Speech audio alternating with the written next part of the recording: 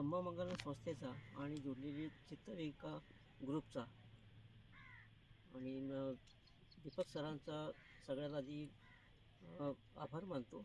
कारण की हे जे घडवून आणलेलं आहे या भूमीमध्ये, तर हे सगळ्यात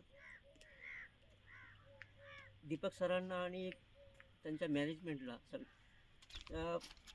त्यांच्या परिश्रमामुळे आणि जुडलेले चित्तविकामध्ये जुडलेले उपासिका आहेत, त्यांच्या परिश्रमामुळे, त्यांच्या दानामुळे ही झालेली भूमी आणि या भूमीमुळे जो आम्हाला घेता आलं. तर आज आपल्या भारताची कंडिशन बघितली तर आपल्या भारतामध्ये खूप सारे भंते आहेत, तसं बोलायला नको मला, पण अशा प्रकारचं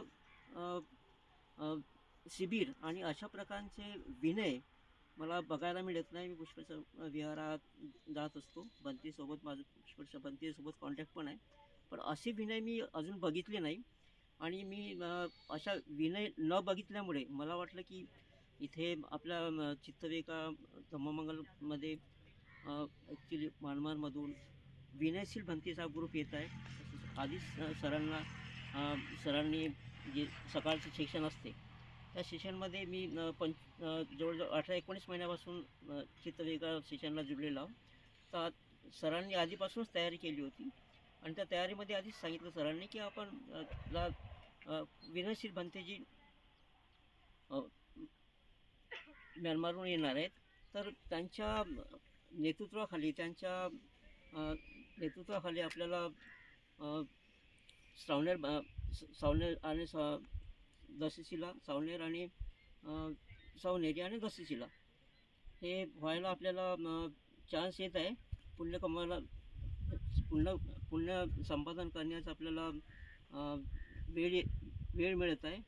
त्यानुसार ह्या सावनेरमध्ये मी पण सहभागी झालात होण्याचा प्रयत्न केला आणि समाविष्ट झालो.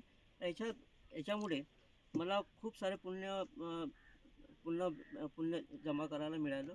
आणि सगळ्यात महत्त्वाचं म्हणजे धम्मसारा भंतेजींनी जे एज्युकेशन दिलं, ते एज्युकेशन हे पूर्ण आयुष्यभराची तिजोरी आहे अशा प्रकारचं त्यांनी एज्युकेशन दिलं. आणि त्रिपिटकाच्या सोप्या भाषेमध्ये ज्यांना आनापानसती माहीत नव्हती त्यांना आनापानसती कशी करायची, सगळ्यात महत्त्वाचं असतं आनापानसती, मनुष्याला स्वतःचं प्रोग्रेस करायचं, त्या पद्धतीने आणि सरांनी समजावून सांगितलं. आणि श्रावणाऱ्यांचे नियम काय असतात, ते नियम नुसते श्रावणास लागू होत नाही. तर आपण मनुष्य जन्मामध्ये जेव्हापर्यंत आपण श्वास आहे तेव्हापर्यंत ह्या नियमाने आपण चाललो, तर फरक आपण आणि आपल्या आजूबाजूला किंवा आपल्या संसार, आपले मुलंबाळं असतात, आपला परिवार असतो त्याच्यामध्ये. आणि ह्या धम्मामध्ये पण आपण दुसऱ्यांना पण तशा प्रकारचं गाईड करून धम्माला परत उत्तेजित करू शकतो. साधू साधू साधू. थँक्यू बनते.